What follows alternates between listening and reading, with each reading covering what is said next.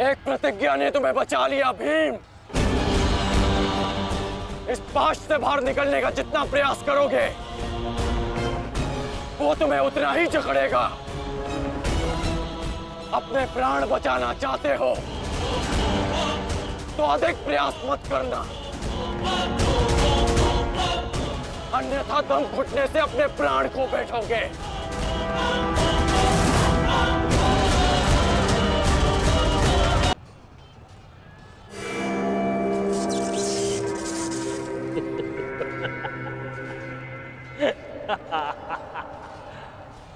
वाह विक्रोधर वाह, क्या दृश्य है।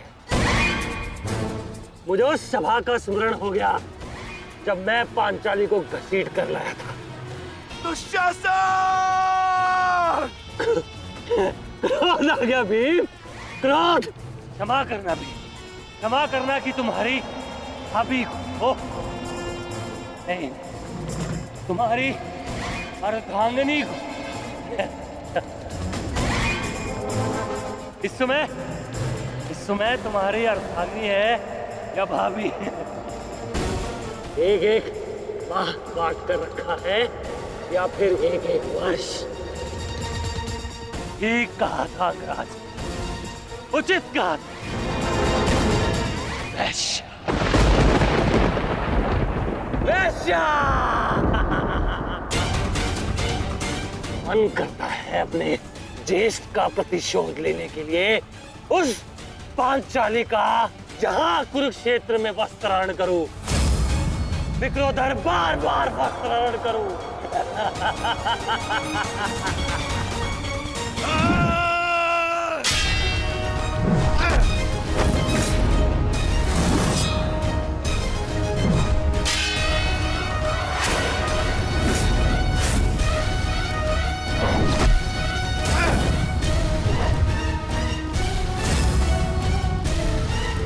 अपने अनुजों की मृत्यु का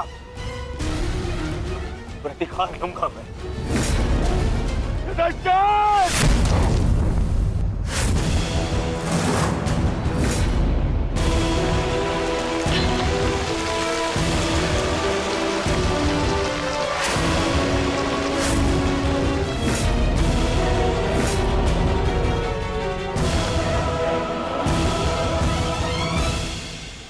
तुम भूल रहे हो दुर्योधन, इस पांडव का एक अनुज भी है और उसका नाम है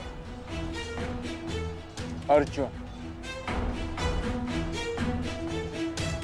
अर्जुन! दुर्योधन को जाने दो। तो छुड़ा लो कर्ण। इससे पहले भी रंगभूमि में तुम इस अस्त्र से दुर्योधन की रक्षा कर चुके हो, स्मरण है ना?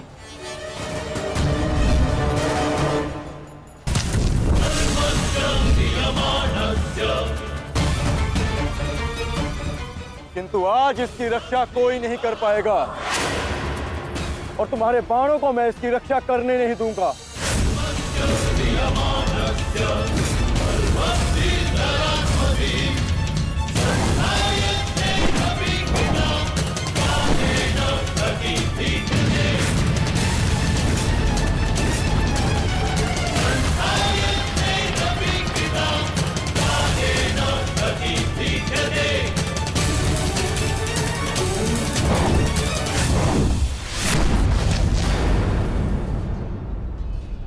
यदि यहां मेरा मित्र संकट में है तो वहां तुम्हारा ज्येष्ठ भी संकट में है अर्जुन।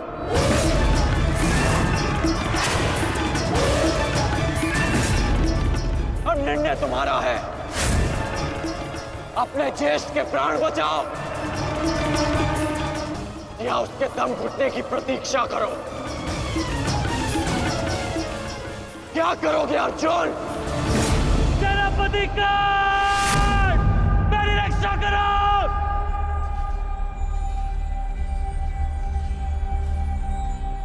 असंभव। भीम तो बंधन में बंधा है, फिर दुशासन क्यों चीख रहा है?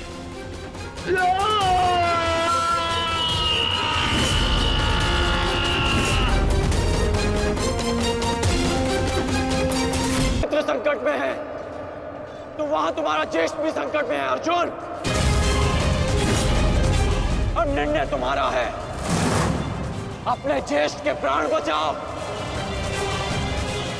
या उसके दम घुटने की प्रतीक्षा करो। सेनापति कर्ण, मेरी रक्षा करो।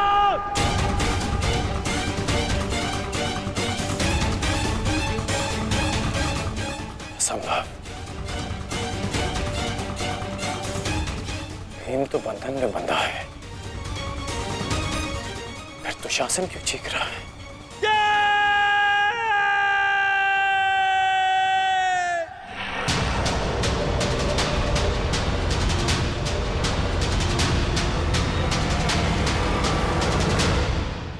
तुम ये सोच रहे हो ना कर्ण कि विकोदर भीम तुम्हारी पाश से कैसे निकल गए?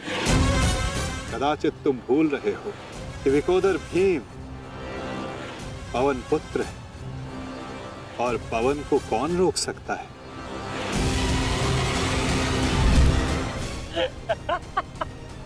वाह रे वाह कुंती पुत्र हो,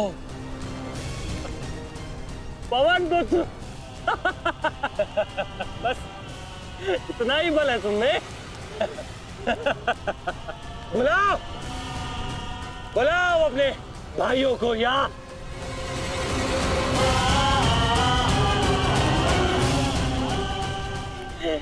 पांच पिताओं को।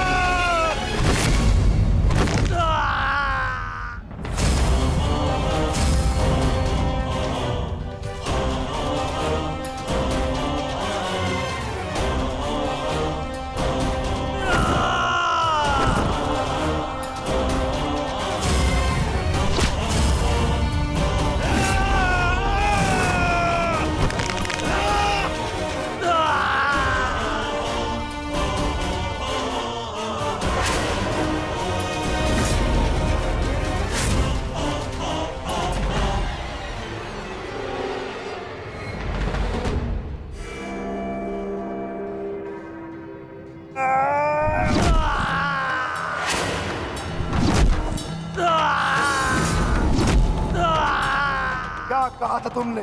आज फिर से पांचाली का वस्त्रण करेगा। मैं आज और इसी क्षण तुम्हारे प्राण हर लूंगा घृणित दुशासन।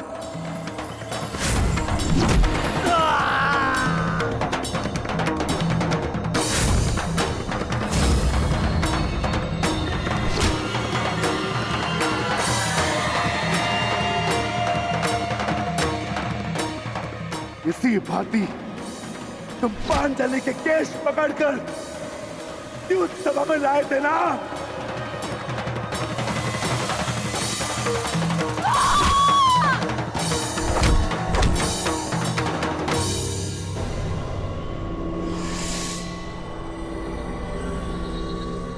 बुला दुशासन, बुला बुला अपने उस ज्येष्ठ भ्राता को जिसके कारण आज तेरी यह दशा हुई है। बुला अपने उन 98 भाइयों को जो तेरे कारण और तेरे ज्येष्ठ के कारण धरती और नरक के मार्ग में फंसे हैं। बुला दुशासन, बुला। आज तो तू बुला। तुझको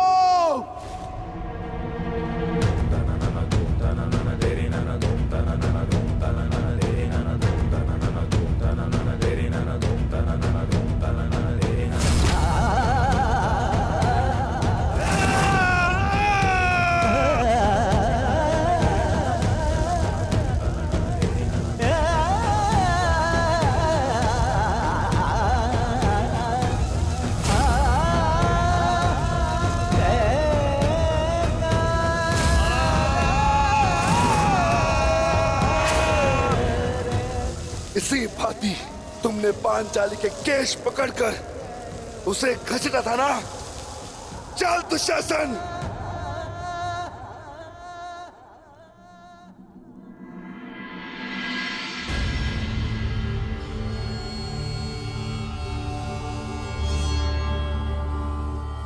प्रणिपात माता।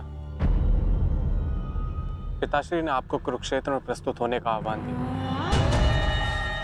आशा करती हूँ वृकोदर, युद्ध समाप्त होने के पश्चात आपकी पत्नी पुनः अपने केश बांध सकेगी। मुझे विश्वास है पांचाली कि इस आने वाले युद्ध में मैं वृकोदर भीम उस दुशासन की छाती फाड़कर उसके छाती के लहू से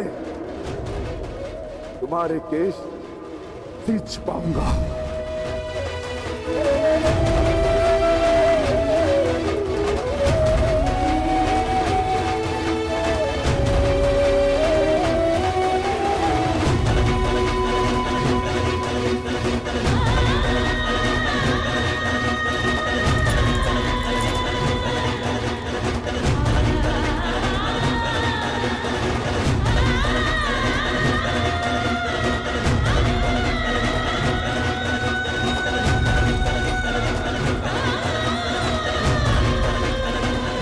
भ्राता भीम की पुकार का अर्थ तो समझ रहे हो ना दुर्योधन?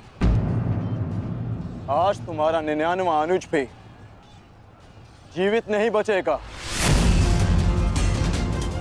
जिस प्रकार उस द्यूत सभा में हम कुछ ना करने के लिए विवश थे, आज उसी प्रकार तुम अपने अनुज की रक्षा ना करने के लिए विवश हो। विवशता क्या होती है उसका भान आज होगा तुम्हें। तुम्हारा अंत करने से पूर्व तुम्हें तुम्हारे किए कुकर्मों का भान कराना आवश्यक है दुर्योधन। हम तो उस दिन विवश थे, किंतु मैं तुम्हें एक अवसर देता हूं। सूर्य अस्त होने में अभी 2 घड़ी शेष हैं और तुम्हारे अनुज के पास भी।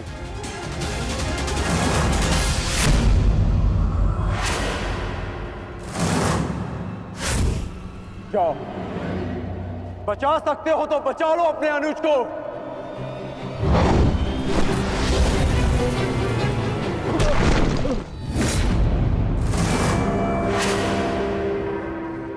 जाओ दुर्योधन, दौड़ाओ अपना रथ और बचा लो दुशासन के प्राण। कर चलो।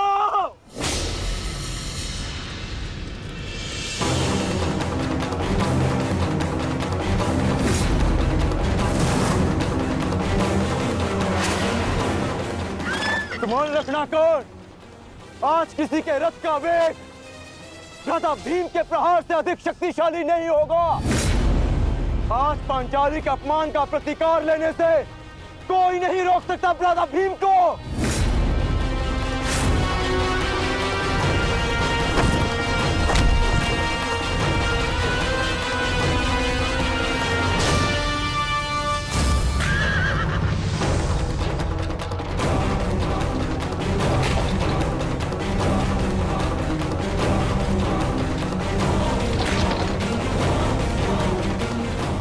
शीघ्रता करो मित्र।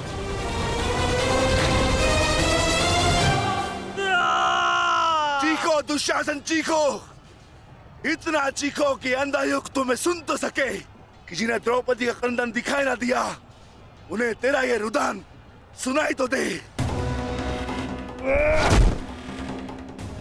चीखो दुशासन कि संसार को संदेश मिले कि क्यों किसी स्त्री का अपमान नहीं करना चाहिए। एक नारी के टूटे हुए दर्प के टुकड़े जब छाती में चुभते हैं तो कैसा लगता है? गति बढ़ाओ मित्र, मेरा अनुज संकट में है।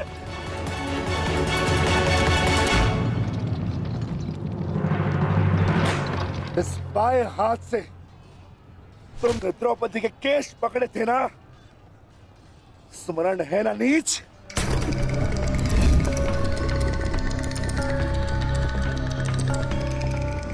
तुमने पांचाली का नहीं समस्त नारी जाति का अपमान किया है। आपको तुम्हारे धड़ पर रहने का कोई अधिकार नहीं।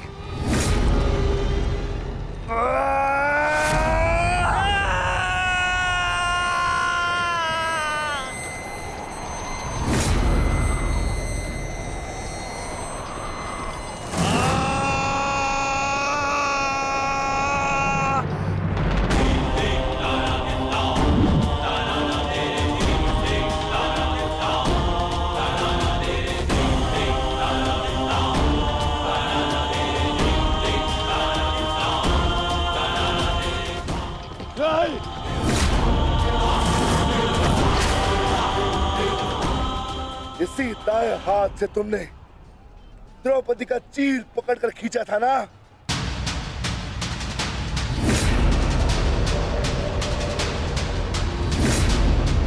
अब चीर क्या, तुम लीर भी नहीं खींच पाओगे।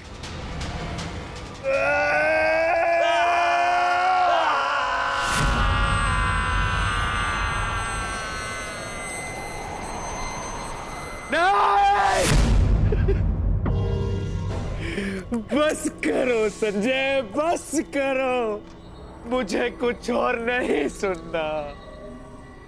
दुशासन!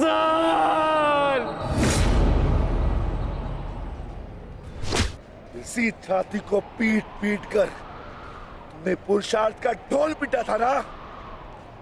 अपने पुरुष होने का दम भरा था ना? अब मैं पीटता हूं तुम्हारी छाती।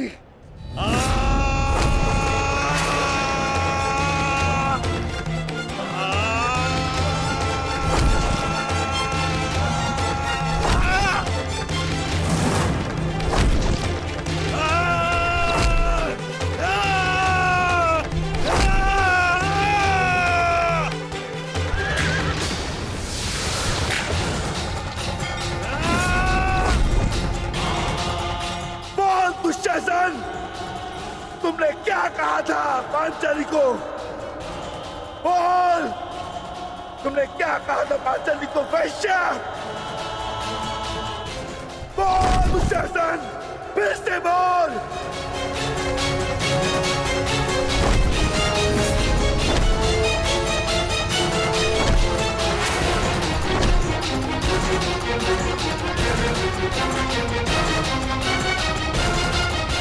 बोल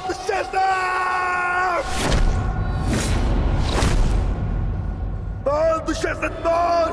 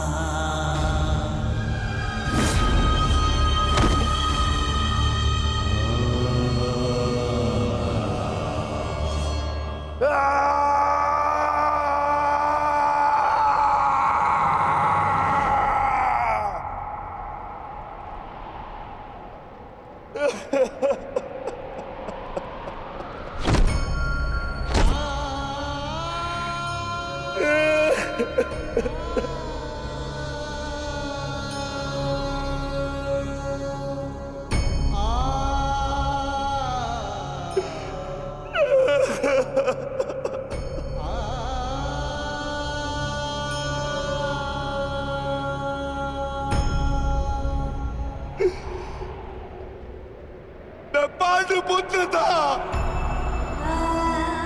मैं देवपुत्र था। तुमने मुझे क्या बना दिया दुशासन?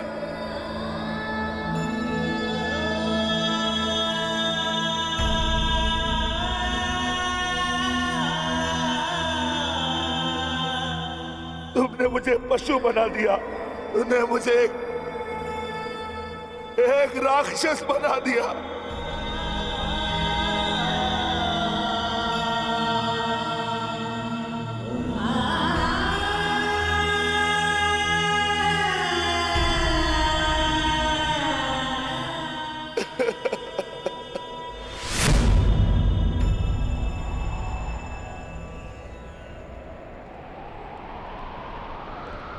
मैंने अपनी प्रतिज्ञा पूर्ण की पांचाली,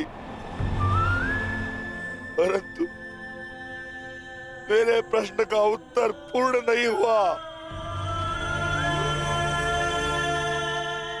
क्यों मुझे ऐसे युग में जन्म लेना पड़ा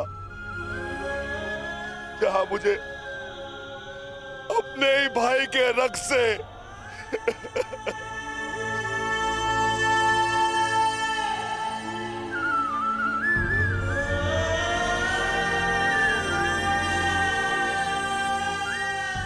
ऐसा क्यों हुआ पांचाली? ऐसा क्यों हुआ?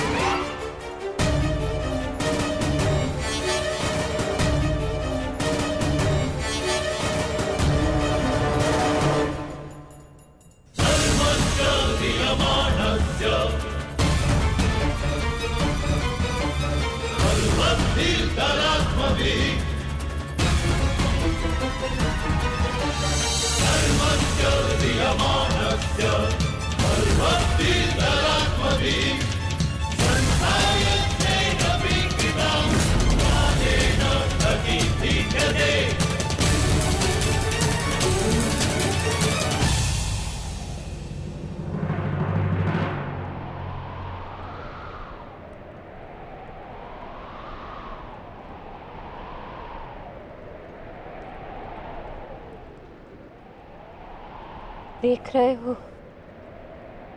युवराज दुर्योधन,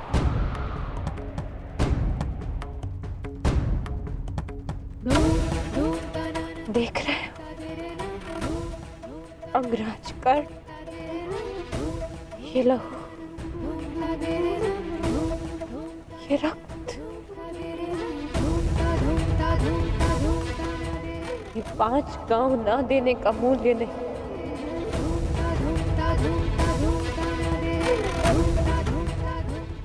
ये पंचभूत से बनी सृष्टि के सबसे बड़े सृजन, स्त्री के अपमान, उसे यातना देने का मूल्य।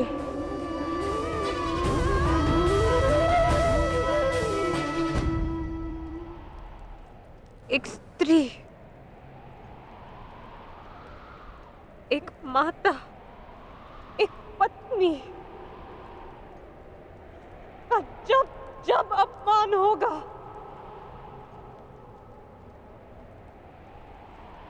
तब तब ऐसा दृश्य दोहराया जाएगा।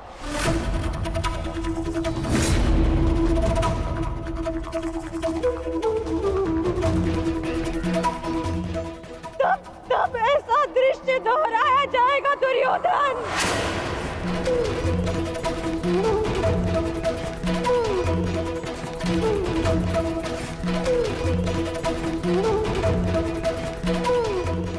एक स्त्री को अश्रुओं से स्नान कराने का मूल्य रक्त स्नान से चुकाया जाएगा। आज मेरी पीड़ा कम नहीं हुई है,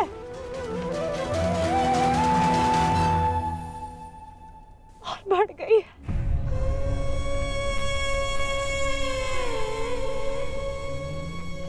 इस संसार में किसी को भी द्रौपदी जैसा भाग्य ना मिले, जिसे अपने ही कुल के सामने, अपने ही कुल के पुरुषों के हाथों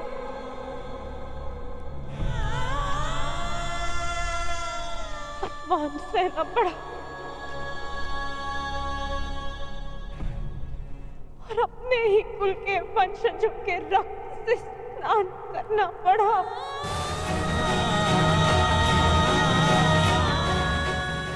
हे ईश्वर, इस संसार में किसी को भी द्रौपदी बनाकर जन्म मत देना।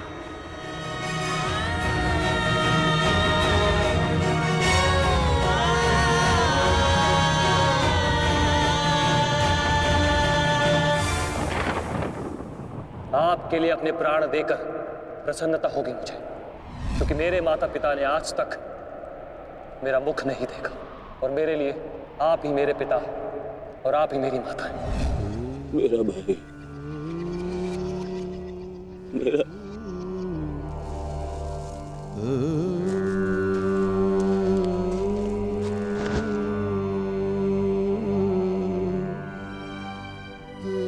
दुशासन,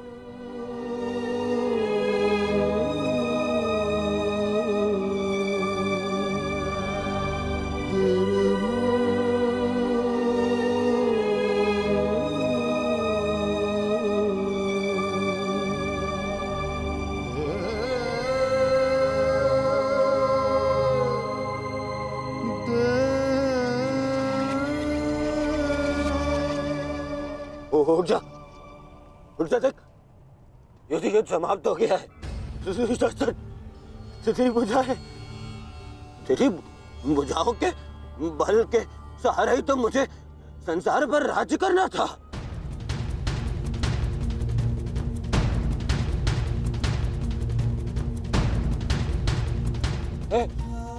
दुशासन, मेरा अनुज नहीं, तेरी आंखें का तू अनुज, मुझे यूं अंधकार में छोड़कर मत जान। अनुज, मैं हमारे पिता के भांति अंधा हो जाऊंगा, अंधा हो जाऊंगा। चलो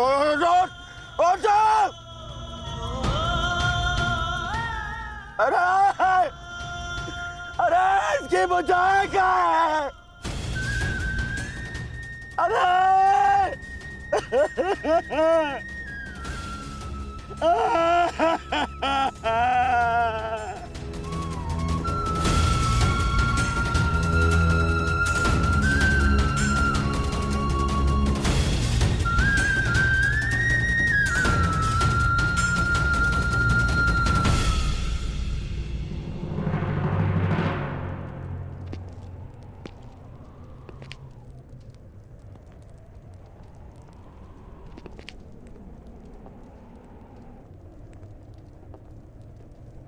कदाचित तुमने अपने अनुज दुशासन की भुजाओं के बल से ये संसार जीतना चाहा होता दुर्योधन। नारायणं नमस्कृत्य नरं चैव तो आज सारा संसार तुम्हारा दास होता, किंतु नहीं, तुमने इसकी भुजाओं के बल से एक स्त्री का वस्त्र हरण करना चाहा दुर्योधन। कदाचित तुमने इसकी दुर्जयता के बल से तीनों लोकों पर शासन करना चाहा होता दुर्योधन, तो आज तुम्हें वो भी मिल जाता। परंतु नहीं, तुमने ऐसा नहीं किया दुर्योधन। तुमने अपने अनुज दुशासन के मन में कुटिलता और कुचक्र का षड्यंत्र रच दिया। कदाचित तुमने अपने नेत्रों को उचित मार्ग दिखाया होता दुर्योधन, परंतु तुमने अपनी उन आंखों से महाविनाश का स्वप्न देखा।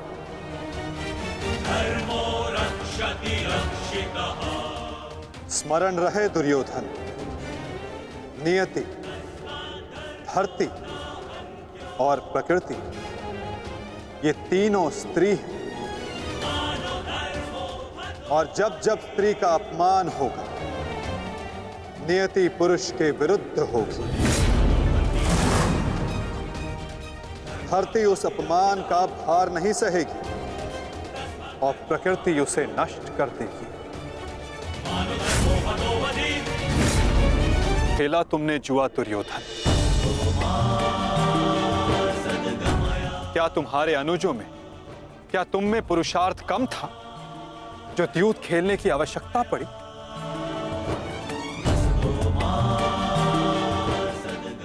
इसी द्यूत के कारण एक स्त्री पहले अपने ही अश्रों में नहाती है और अब अपनों के ही रक्त से।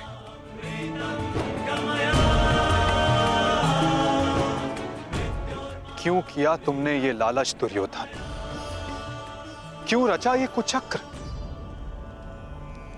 इसी द्यूत, इसी कुचक्र, इसी लालच के कारण रचता है ये युद्ध, ये महाविनाश, ये महाभारत।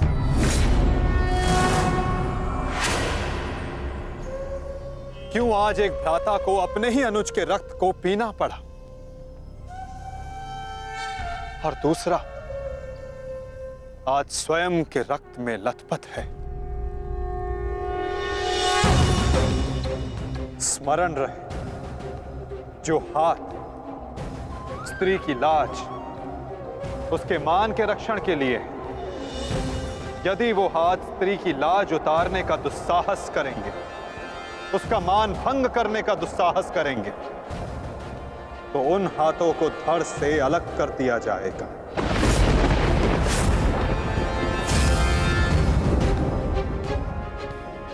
जो वस्त्र हरण करेंगे, उनका प्राण हरण होगा।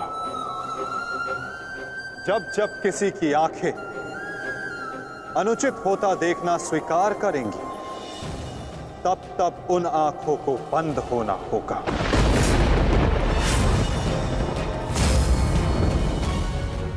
यही नियति है, यही प्रारब्ध है और यही है इस महाभारत का कारण और निवारक।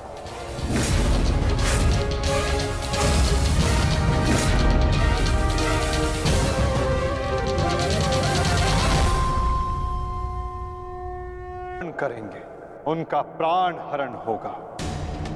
जब जब किसी की आंखें अनुचित होता देखना स्वीकार करेंगी, तब तब उन आंखों को बंद होना होगा। यही नियति है, यही प्रारब्ध है और यही है इस महाभारत का कारण और निवारण।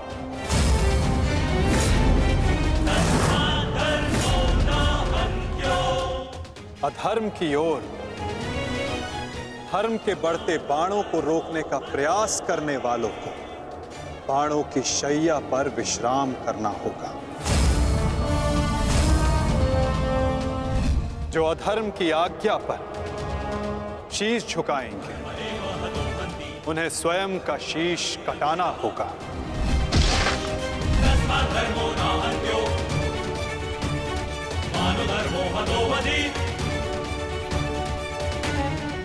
अधर्म को ना किसी का कवच बचा सकता है, ना ही किसी के बाण। ऐसा कोई रथ नहीं जिस पर अधर्म चढ़कर अपने लक्ष्य तक पहुंच सके। ग्रास लेगी ये धरा उस अधर्मी को भी और अनचाहे उसका साथ देने वाले के रथ को भी। जो एक झूठे वचन के लिए सत्य के चक्र के समक्ष आकर खड़ा होगा, उसे स्वयं सत्य के चक्र के साथ धंसना होगा। तदात्मानं सृजाम्यहम्।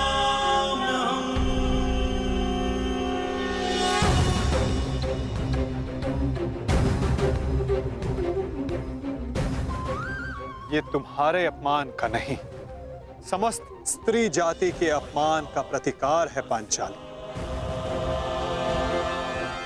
संसार को समझना होगा कि कभी किसी स्त्री को प्रतिशोध के लिए ना ललकारे, क्योंकि प्रतिशोध पाकर मन की अग्नि शांत नहीं होती, अपितु और धधकती है। यही है इस महाभारत का संदेश और नियति का उपदेश।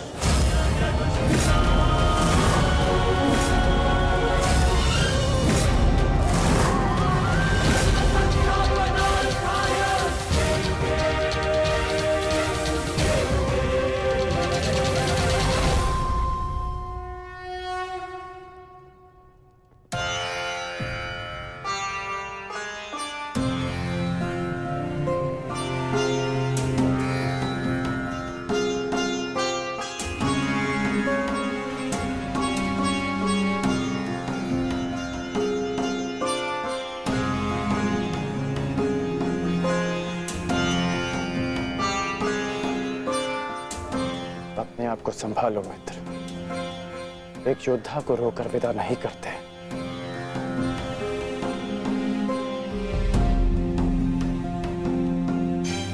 हम तो शासन का बलिदान जो व्यर्थ नहीं जाने देंगे। आगे बढ़ो मित्र, अपने अनुज की अंतिम विधियां पूर्ण करो।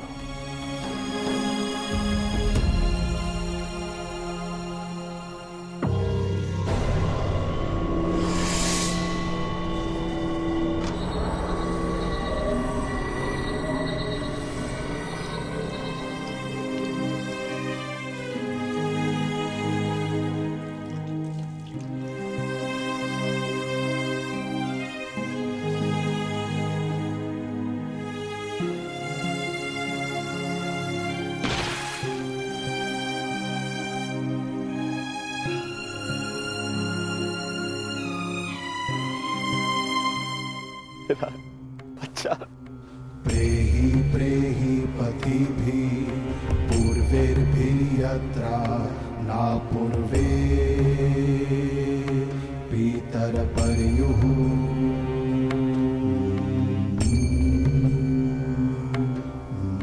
भूभराजना स्वधया वरुणं च दिवम्।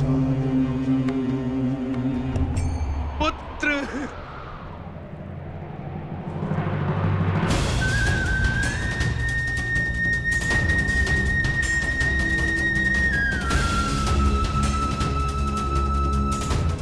क्यों?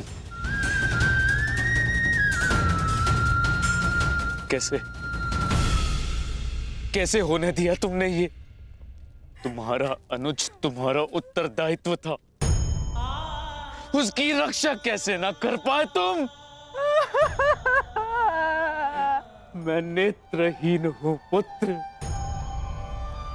परंतु ऐसा प्रतीत होता है जैसे किसी ने मेरा एक नेत्र छीन लिया है।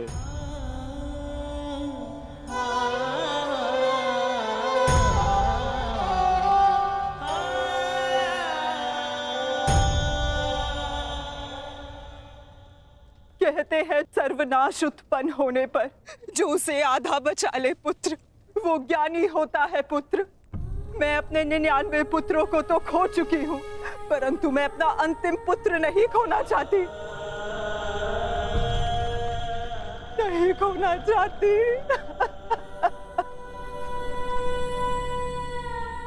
बंद कर दो ये महाविनाश दुर्योधन, और लौट चलो, किसी को तो रहने दो जो हमारा पिंड दान कर सके।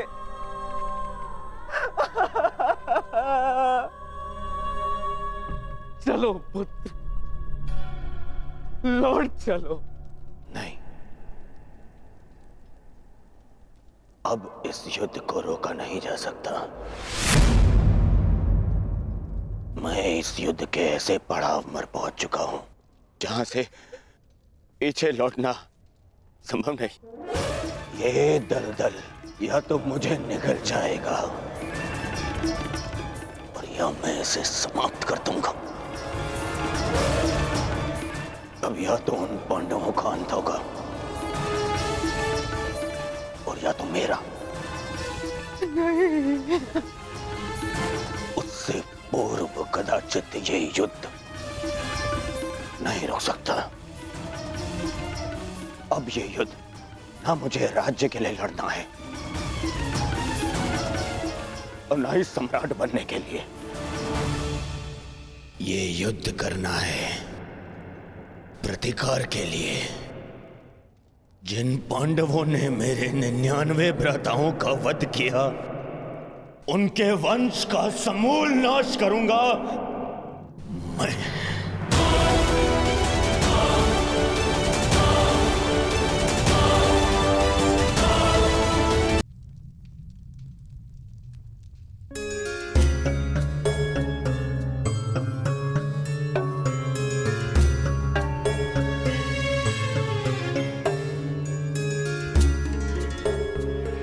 किस चिंतन में डूबे हो युधिष्ठिर?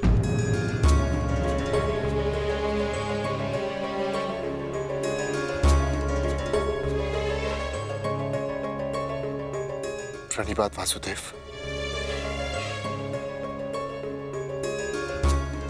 तुमने मेरे प्रश्न का उत्तर नहीं दिया युधिष्ठिर।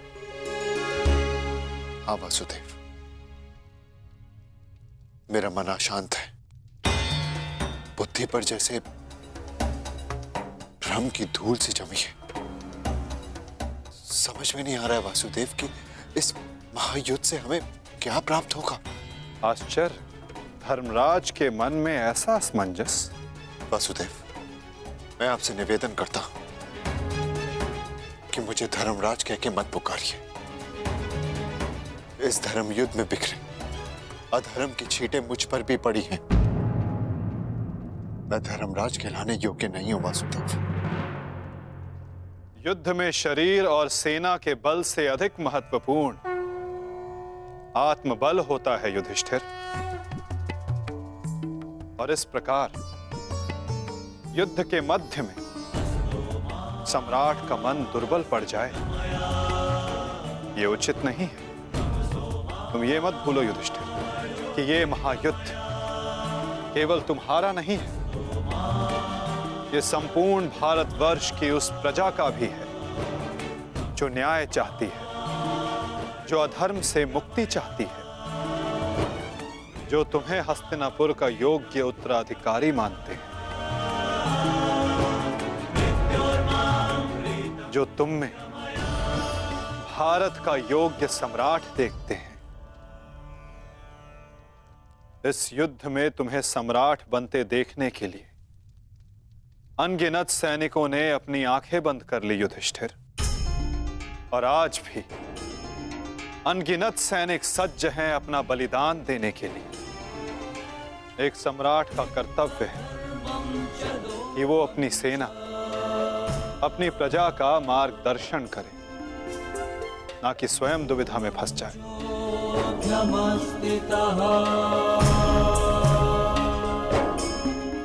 किंतु प्रश्न ये है कि सम्राट के मन में ये प्रश्न आया क्यों? कहीं सम्राट को ऐसा तो नहीं लगता कि उनके प्रिय अनुज महायोद्धा अर्जुन पूरे मनोयोग के साथ भाग नहीं ले रहे? कदाचित इसीलिए अंगराज अब तक युद्ध क्षेत्र में है। अंगराज का वध केवल अर्जुन के हाथों संभव है। यदि युद्ध भूमि में अर्जुन अंगराज का वध कर देते हैं तो अवश्य संभव है युधिष्ठिर।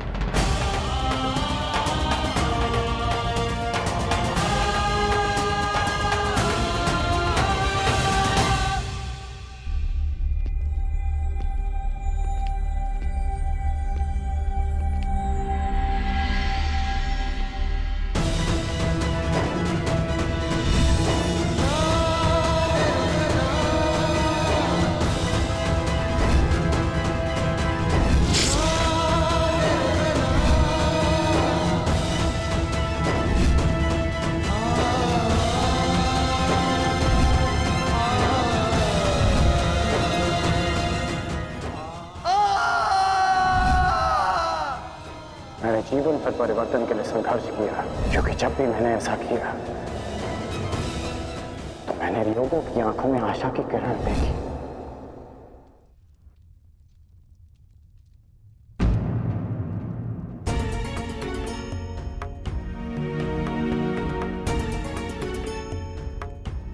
जिस परिवर्तन के लिए तुम लड़ रहे हो उसके लिए सबसे पूर्व तुम्हें सशक्त होना होगा कर्ण। कुछ समझ नहीं पा रहा हूं वृषाली। लगभग अपने सारे प्रिय खो चुका हूं। हमारी अगली पीढ़ी जिसके लिए मैंने परिवर्तन का स्वप्न देखा था वो तो बची ही नहीं। फिर इस परिवर्तन का क्या लाभ?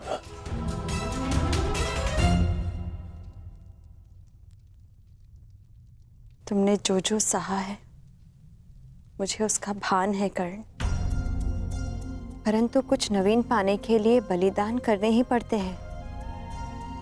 युद्ध में योद्धा वीर गति प्राप्त करता है ये भी जानते थे। धन की, प्राण की, अपनों की हानि होती है ये भी तुम जानते थे कर्ण। फिर आज ये उद्विग्नता क्यों? इस समय तुम कौरव सेना के सेनापति हो अंगराज, और तुम्हारी सेना को तुम्हारे मनोबल की आवश्यकता है। उन्हें एक सशक्त सेनापति चाहिए, ना कि एक टूटा हारा योद्धा। हम सबको तुम पे विश्वास है कर्ण, मुझे तुम पर विश्वास है। तुम ही हो कर्ण जो ये परिवर्तन ला सकते हो।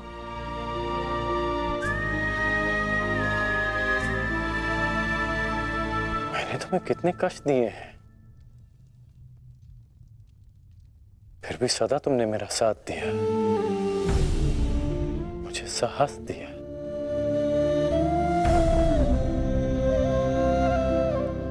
मैंने सदैव परिवर्तन चाहा है, उसमें विश्वास रखा है, पर आज स्वयं को संभाल नहीं पा रहा हूं मैं।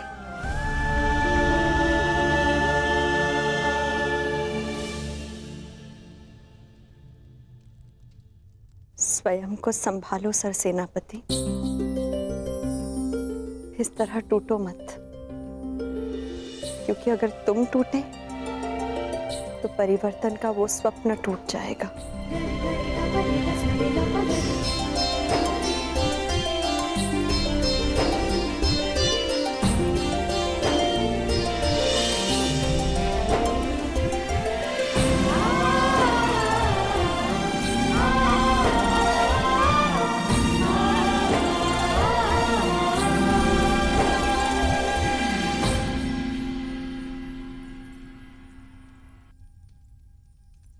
जी जी, एकांत।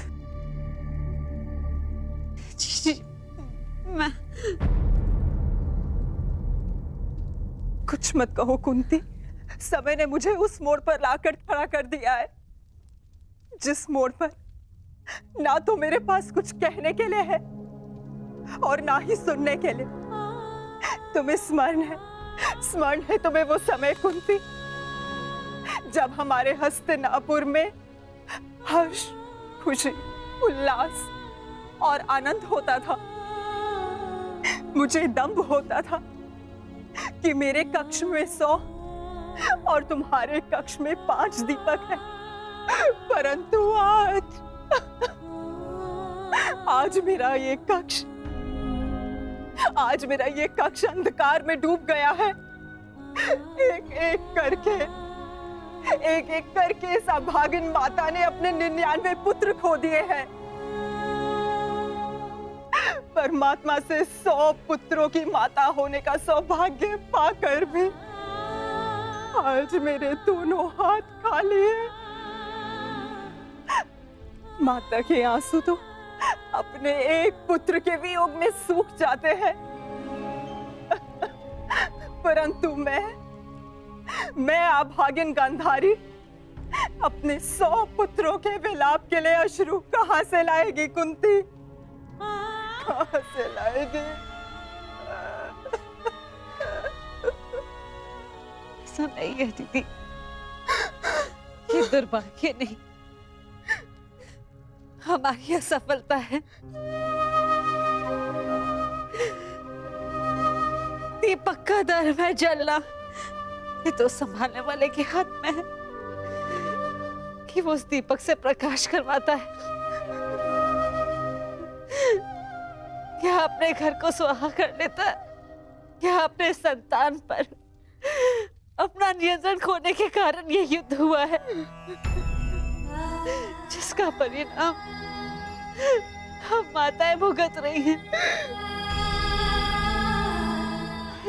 जो पीड़ा आपकी है जीजी, वही पीड़ा मेरी भी है। आज हम जिस परिस्थिति में हैं, मैं भी स्वयं उसी परिस्थिति में बंदी हूँ।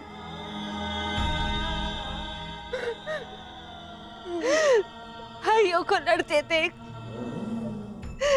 कौन सी माता प्रश्न हो।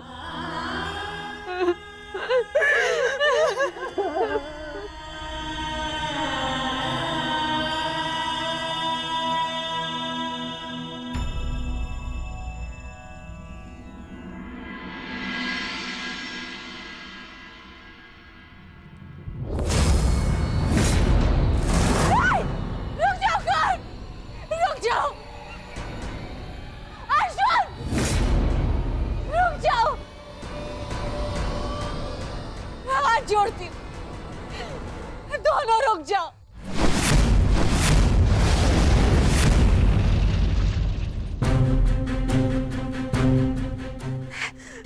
ऐसा नहीं होने दूंगी।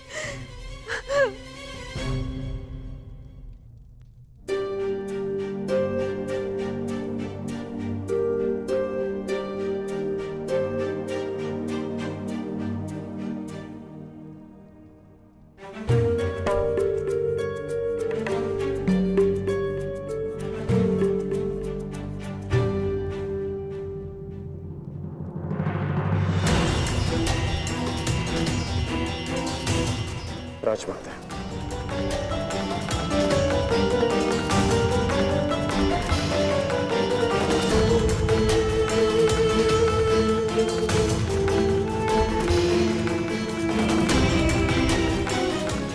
बड़ी बात राजमाता,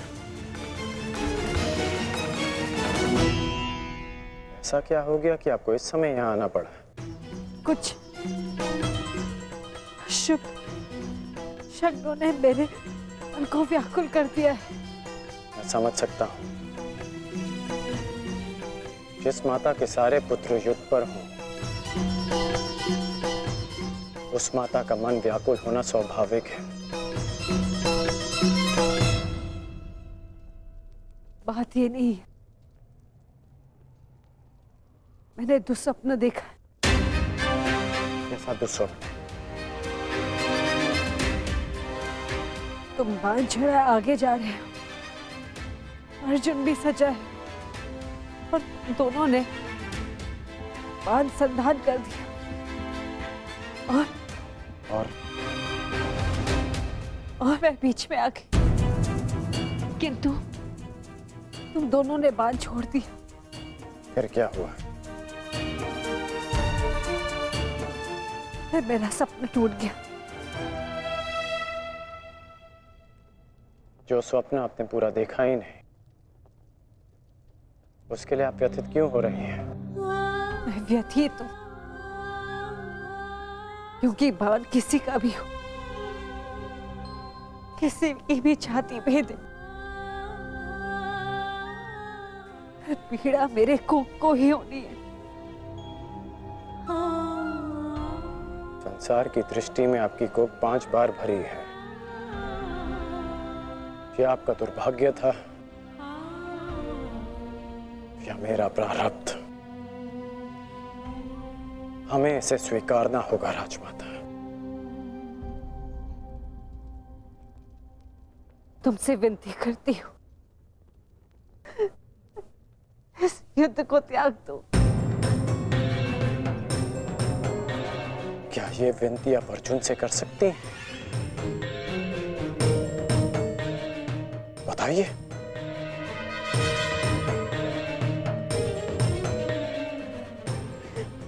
विवश हूं।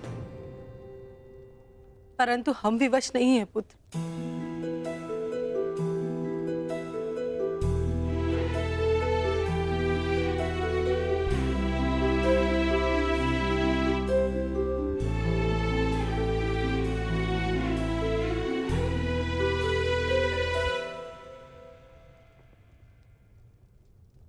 छोड़ दो ये युद्ध पुत्र, छोड़ दो।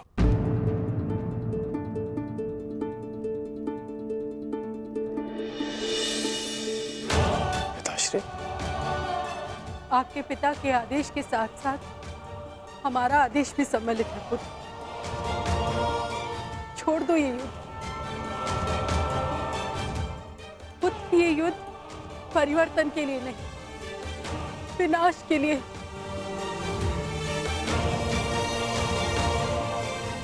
समझ लो कि हम अपने पालन पोषण के ऋण का मूल्य मांग रहे हैं तुमसे।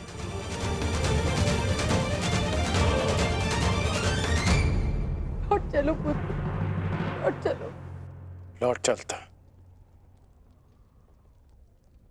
लौट चलता यदि मैं केवल राधेकरण होता।